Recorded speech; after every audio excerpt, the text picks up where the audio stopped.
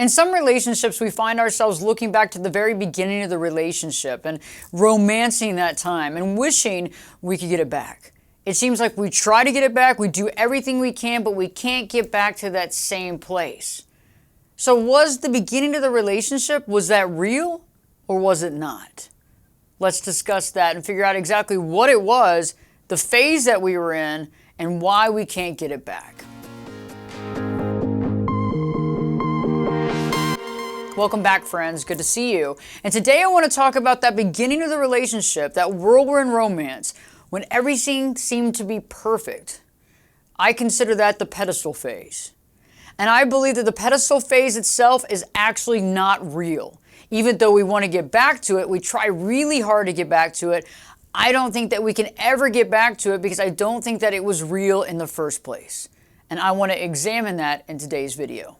I feel that the pedestal phase is actually part of the programming that I've talked about, right? The programming.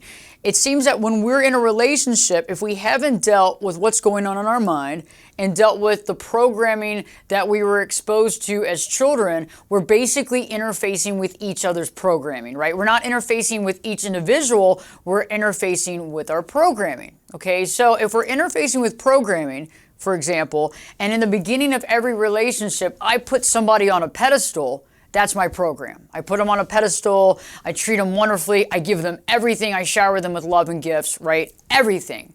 I give them the moon, I give them the stars, right? But eventually that's going to change because eventually that person's going to do something that's going to cause problems or at least make me see that they are not perfect, right? Okay, so let's switch programming.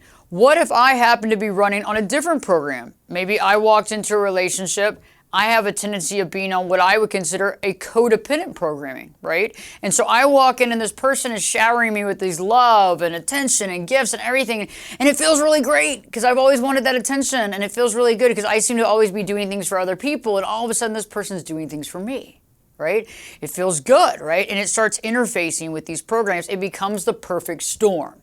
Okay, but see, over time, things change. Over time, you cannot be at that pedestal. There has to be something that happens. So there's the devaluations, right, that start happening, and the discard that starts taking place. And so understanding that, what happens is you were once on this pedestal. Let's say that you're maybe running some sort of codependent programming, and maybe you were in relationships where somebody didn't respect you or take care of you or wasn't there for you, or you felt like you weren't getting enough attention or care. All of a sudden this other person comes in and gives you all this and it feels really good, but all of a sudden something starts to wane.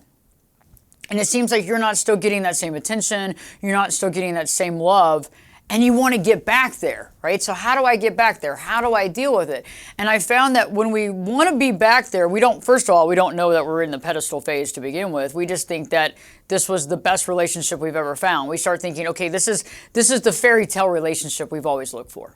Really, that's really what it is, right? We start telling ourselves that.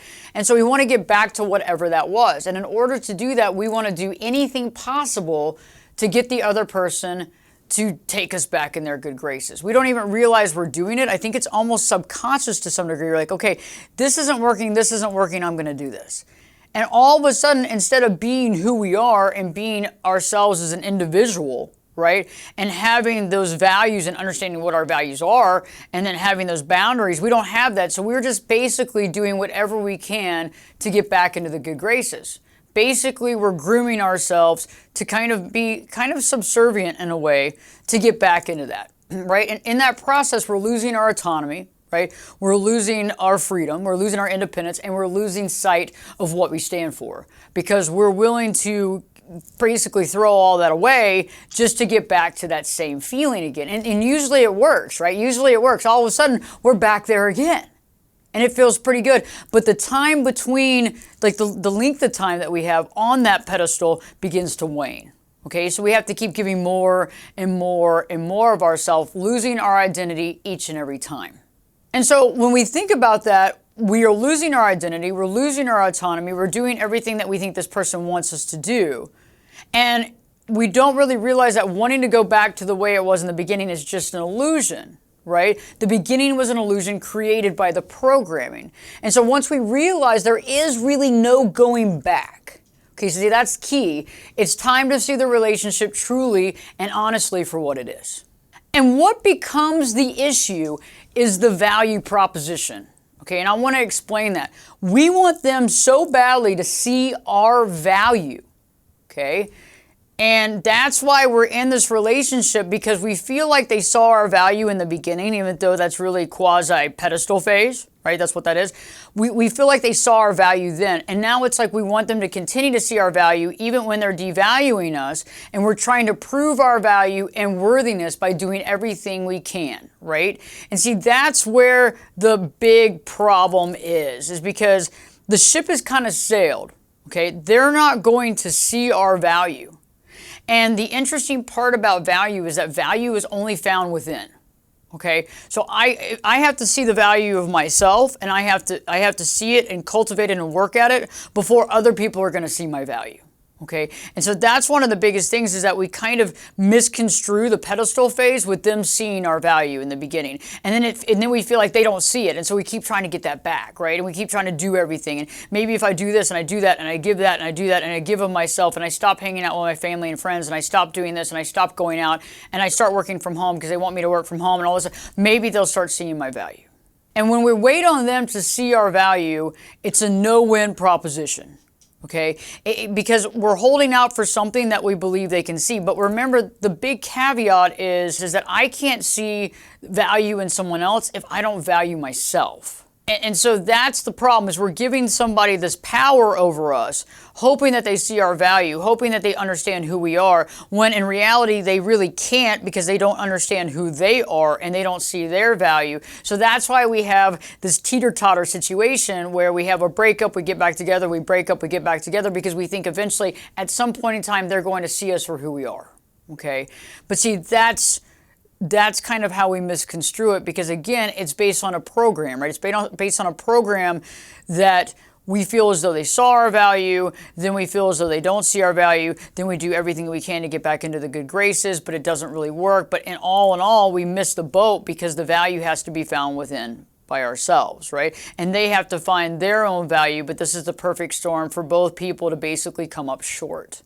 And so if you're in a relationship where someone's put you on the pedestal, I just want to remind you of this, is that this is not the first time they put somebody on a pedestal. It's not the first time they devalued, and it's not the first time that they discarded. This is their type of programming. They begin the relationship this way. Unfortunately, there isn't anything special necessarily with this relationship. That's just the way they've always done things. And so think about it. If you're trying to get back to the beginning of the relationship and it seems like you keep falling short, maybe you need to step back and evaluate, was the beginning of the relationship real, or was that part of their courtship programming that they're used to, that they've done and used in every single relationship? I hope this video has helped you. In the comments section below, please let me know, have you found yourself in this situation in a relationship? Have you found yourself in the pedestal phase? And how long did it take you to realize what was really happening? Because sometimes this can be very powerful. It can be a whirlwind, and it can almost feel like it's that romantic storybook relationship in the very beginning, but all of a sudden things begin to change. And so I'm interested if you've been in the situation and how you began to actually see the reality in the situation you were in. If you haven't already, please subscribe to the channel. Give us a like on this video if you've liked it, and also you have the option of joining and getting some exclusive content. Stay tuned. Look forward to seeing you next time, and don't forget to live your true life.